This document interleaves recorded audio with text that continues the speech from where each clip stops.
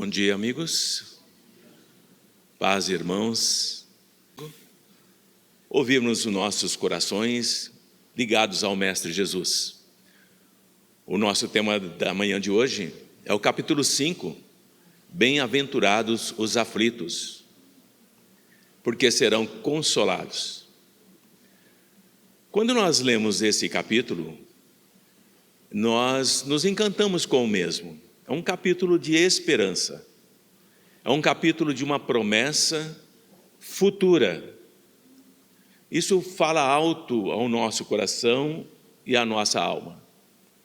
Mas logo a seguir entra o nosso raciocínio, a nossa lógica, a nossa mente questionadora, e que nos coloca na seguinte pergunta: o que é ser consolado? O que é entender que a aflição nos trará felicidade? Quando Jesus nos fala sobre isso, Ele está nos dizendo que consolar através do Pai maior é que nós seremos acolhidos nas nossas dores, alguém nos ouvirá, seremos abraçados, alguém chorará conosco. Não estamos órfãos, não estamos abandonados e nem esquecidos. Por isso, bem-aventurados aqueles que choram, porque terão companhia. Assim como no Horto das Oliveiras, quando Jesus estava se preparando para beber o cálice amargo da crucificação, da tortura, da humilhação, ele chora. E pergunta ao Pai: Pai, afastai de mim esse cálice. E o anjo consolador chega e o abraça e mostra a ele que ele tem que beber daquele cálice de sofrimento, de aflição, de amargura, de abandono, de solidão. E o mestre olha para o anjo consolador e diz: seja feita a vossa vontade. Então Jesus nos ensina que na aflição, naquela que nos faz verter lágrimas, como diz o Evangelho, de sangue, não estamos sozinhos. É preciso buscar essa conexão com o Pai, como Jesus o fez. É preciso olhar além da dor que nos aguarda, do corpo físico.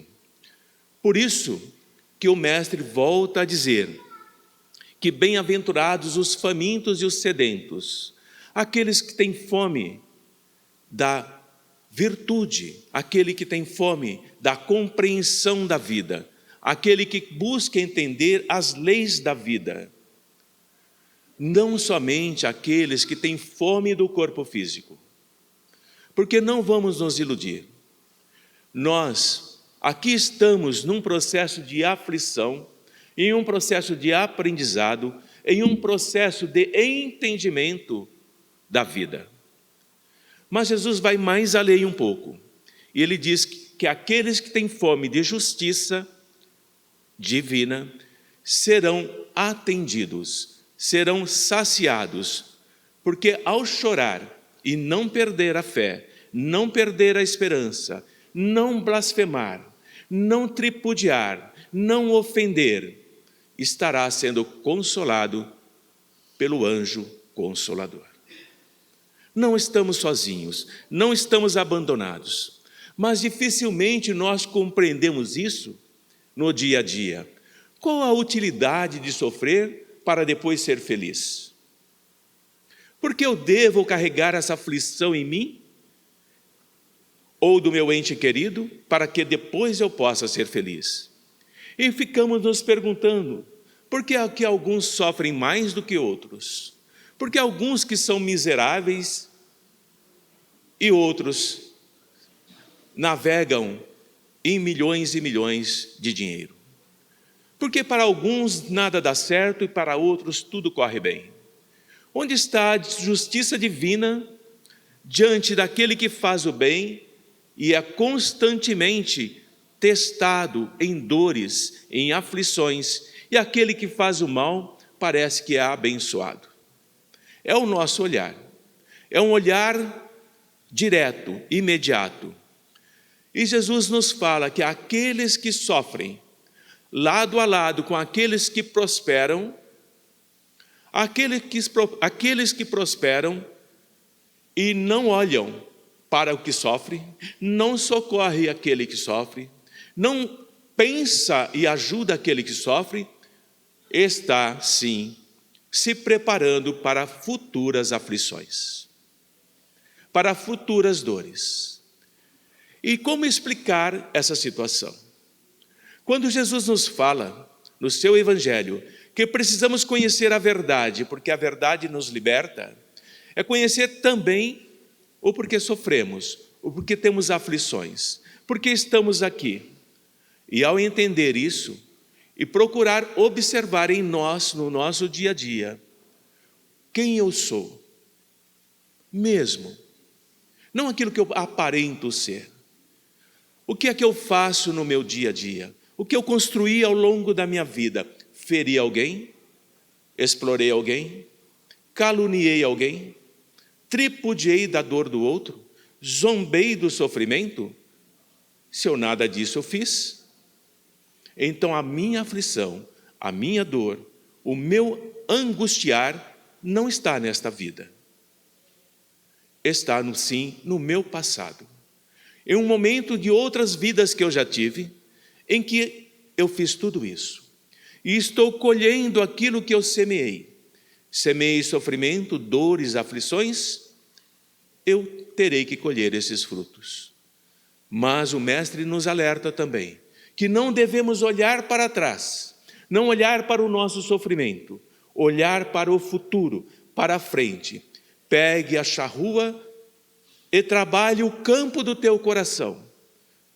Plante uma nova plantação. Agora uma plantação de bênçãos, uma plantação de bondade, uma plantação de ajudar, uma plantação de acolher, e colherá esses frutos no futuro.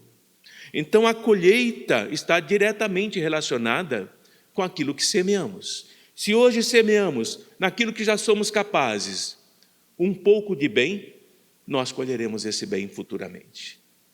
Não há como derrogar as leis divinas. Não há como modificar as leis que regem a vida. Todos nós estamos sujeitos a ela. Todos nós estamos sujeitos às leis do Pai. E Deus, que é soberanamente bom e justo, não age com capricho, não é parcial, não tem o seu preferido, não tem o seu escolhido. Portanto, as aflições, as dores, chegam para todos. E chegarão de forma diferenciada, de acordo com o que eu sou, de acordo com o que eu penso, de acordo com como eu pratico aquilo que eu já conheço das leis soberanas. Pelos ensinamentos de Jesus e a doutrina espírita, vem esclarecer essas aparentes injustiças. Quando o Mestre Jesus nos fala que é preciso caminhar com o nosso inimigo 1000 passos, 2000 passos, ele está nos dizendo que aquele que caminha ao nosso lado, que temos como adversário, ele é para nós a nossa própria salvação. Porque estamos nos redimindo, estamos caminhando lado a lado como irmãos, e principalmente enquanto é dia, enquanto estamos encarnados. Porque quando a noite chega, já não sabemos mais quem está ao nosso lado. Não é por acaso que é uma passagem muito interessante na doutrina dos Espíritos, no Evangelho e na Revista Espírita, que nos diz que enquanto o nosso coração estiver morto, a luz divina não brilha. Porque se o nosso coração está morto em solidariedade, em fraternidade, em atenção ao próximo, ele não tem vida. Portanto, a luz divina, a luz do Mestre, não encontra respaldo na escuridão que carregamos dentro de nós. Estamos aflitos, estamos angustiados, estamos mergulhados em sombras, mas não queremos modificar a nós mesmos. E a luz do Mestre está ali, mas ela não ilumina de fora para dentro. A luz do Mestre é de dentro para fora. E quando ela começa a brilhar em nosso coração, sentimos a presença do anjo consolador. Sentimos a presença dos amigos que velam por nós, que responsabilizaram-se por nós e que sabem que as provas que estamos passando são temporárias, não duram. O que é a nossa vida dentro do universo cósmico da espiritualidade? Um pequeno ponto, 100 anos, 90 anos, 86 anos, não é nada. Mas o nosso olhar é um olhar de que aquela dor, de que aquela aflição é eterna. E nós sofremos, e nós mergulhamos nesse sofrimento e nos esquecemos de que tem um amparo ao nosso lado, tem um guardião ao nosso lado, e não lembramos dele.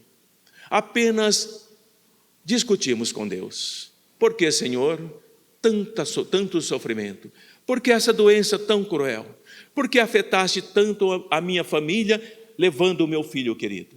Por que afetaste tanto a minha família, quando o meu irmão está internado, enlouquecido numa clínica psiquiátrica, perdido nas drogas? Por que tanta aflição?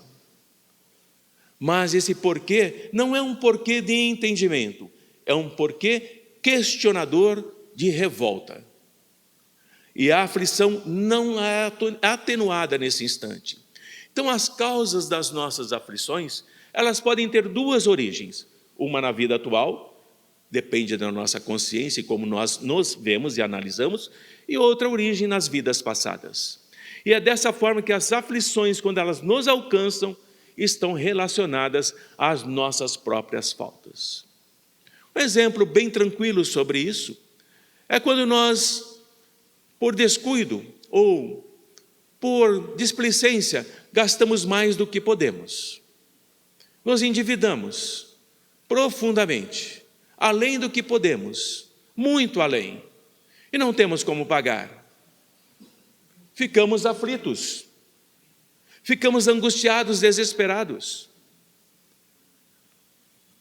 e começamos a questionar Deus, e começamos a questionar a espiritualidade. Mas a causa da aflição foi a minha responsabilidade. Eu me encontro nessa situação porque eu a procurei.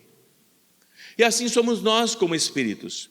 Quando eu ainda, a tendência para o mal, quando eu ainda sou indiferente para com o outro, quando a dor do outro não me incomoda em nada, e eu vou dizer, merece estar dessa forma. Se assim é, porque merece. E o Pai nos diz que todos nós somos irmãos, e que precisamos orar um pelo outro. Se eu nada posso dar do meu bolso, tenho que agir como Pedro. Nada tenho de mim, mas o que eu tenho de meu espírito, eu te dou de mão cheia. Eu oro por você, eu peço por você, eu rogo que você seja protegido.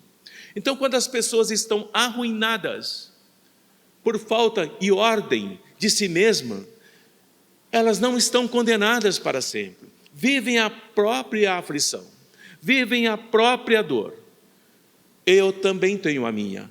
Todos temos a nossa dor e a nossa aflição, a nossa angústia, as nossas sombras. E estamos na casa espírita, buscando conversar com a espiritualidade, buscando sentir o seu anjo guardião que todos nós temos. E o meu pensamento tem que ser claro, tem que ser lúcido. Senhor, compreendes a minha dor, sabe pelo que eu passo, dai-me forças, para que eu possa suportá-las, para que eu possa passar por elas, para que eu possa sair limpo e em espírito que sou. E quando eu tenho esse entendimento, quando eu tenho essa presença, eu me sinto forte, eu me sinto equilibrado, e a dor que martiriza o meu corpo, ela se alivia. O sono que nunca vinha, retorna. O pensamento distorcido e perturbado se reequilibra, porque eu busco além do que o próprio mundo me oferece. Eu busco um conhecimento que eu sei que todos possuímos, mas que eu preciso reencontrar. E é dessa forma, dessa maneira, que todos nós somos os artífices, os construtores dos nossos próprios infortúnios. Não nos enganemos. Toda dor, toda aflição que está em nós ou que nos aguarda, não é castigo divino. Não é. É fruto das nossas próprias inconsequências. E o olhar sereno e entender, porque por mais difícil que possa ser, eu tenho responsabilidade nisso. E para que essa responsabilidade seja pouco a pouco trazida ao meu conhecimento, para o meu amadurecimento, espírito que sou, eu percebo, eu sinto que sou amparado, que não estou desabrigado, que não estou sozinho nessa aflição. Assim nós vamos entendendo que não existe uma só falta, por mais leve que ela seja, não existe uma única infração que aconteça na nossa consciência, não é relacionada às leis humanas. É o que a nossa consciência nos acusa, nos aponta a falha que cometemos. E mais uma vez, voltando ao Evangelho, sempre temos que voltar ao Evangelho. Onde está Deus? Na vossa consciência. Não procurem Deus lá fora, não procurem Deus nos templos, procurem Deus em si, na vossa consciência. E o que é que condena? A vossa consciência. O que cobra? A vossa consciência. O que determina o que és? A vossa consciência. Então, a consciência, ela nos traz a lembrança, a certeza de que aquilo que nós estamos recebendo pode ser agradável ou desagradável. Pode trazer alegria ou pode trazer aflição. Mas a aflição é o despertar da consciência. Quando a consciência desperta e eu tomo consciência daquilo que estou passando, eu estou na jornada que Jesus nos fala. Bem-aventurados os aflitos que tomam consciência da sua dor. Deixam de acusar os outros, deixam de acusar o Pai e não se pensam abandonados e sozinhos.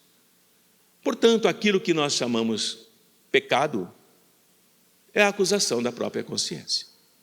Não há mais ninguém que possa dizer, você pecou. Ninguém.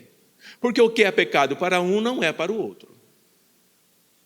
O que é misericórdia para um não é para o outro. O que é bondade para um pode ser diferente da bondade que eu carrego.